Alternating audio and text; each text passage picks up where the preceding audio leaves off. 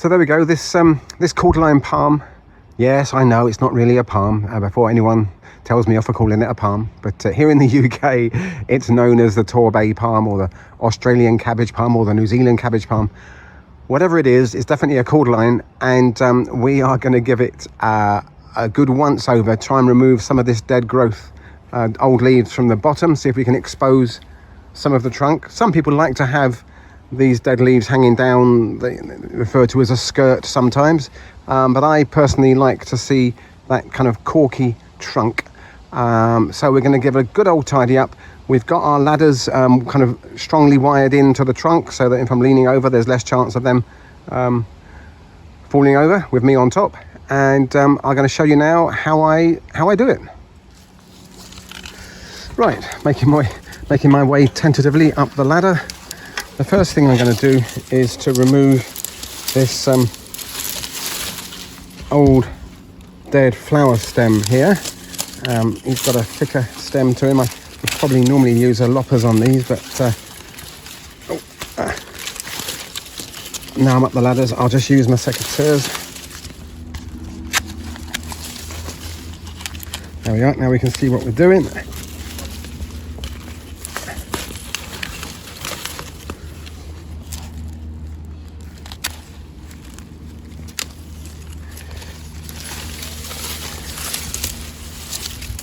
So there we go, that's a 2-year-old flower spike. So we're doing this in 2023, so that would have been a bunch of flowers in 2021. I've got a fresher bunch of flowers just up here. There we go, with some seeds on, some little pips, which we could leave that in place and pick the pips off to grow some new plants, which we do most years. But I'm gonna cut this off because I want all the energy to go to the leaves, all the new growth. So that's gonna come off when I get to the top of the tree. But for now, what we're gonna do is work our way up the stem, cutting off these leaves. Sometimes I find it easier with scissors. So let's give that a go. Yeah, there you go. The brown leaves just tend to fall away easy enough. There's a bit of green in that one, so we'll take. There we are. You can see those old leaves there will just fall away. There we go.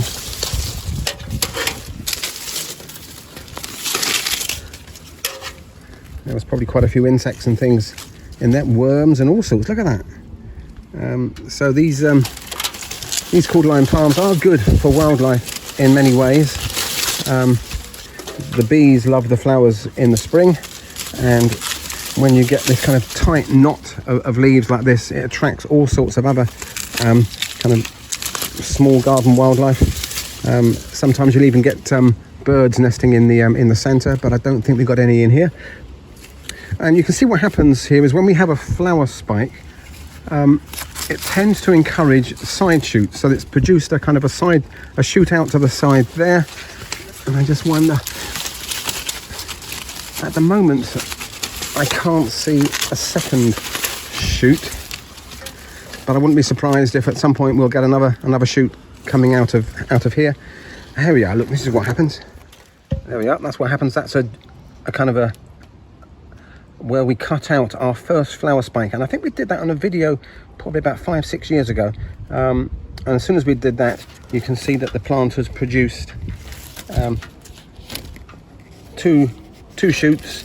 Actually, a third shoot. It's produced 3 shoots, and from that kind of central branch there, you can see more shoots starting as well. So it's good to kind of to cut away and to allow these plants to flower, and to cut off shoots that you don't want, because it will encourage more and more shoots from the crown, which gives you that nice kind of multi-stemmed palm tree look.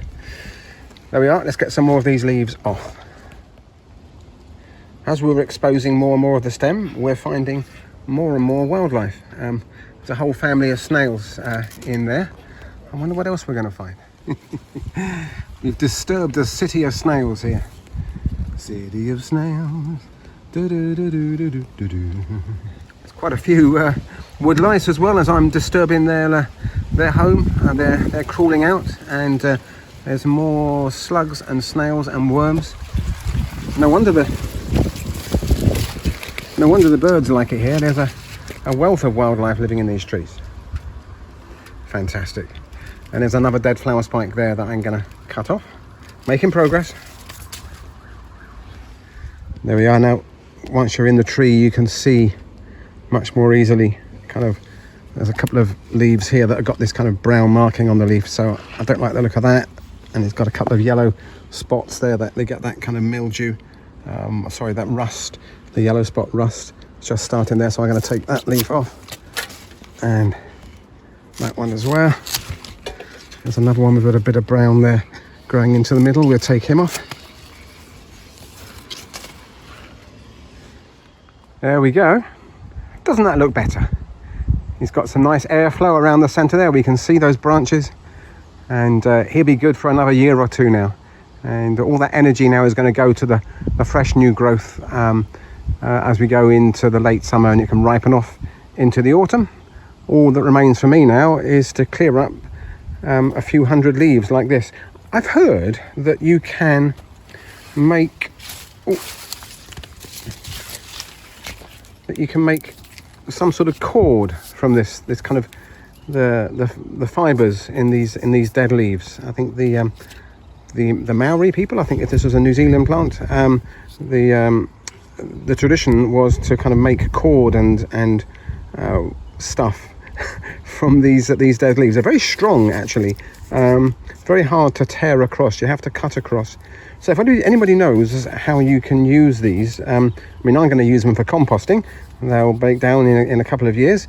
But if there's something else that somebody has found that you can make from these, you know what to do. We love to hear from you on the comment section of our YouTube channel. If you've got Cordylines and you are having experiences like ours, have you got any questions, any comments, any experiences you can share? We love to hear from you, and share the joy of growing these sorts of plants here in the UK and other kind of colder climates.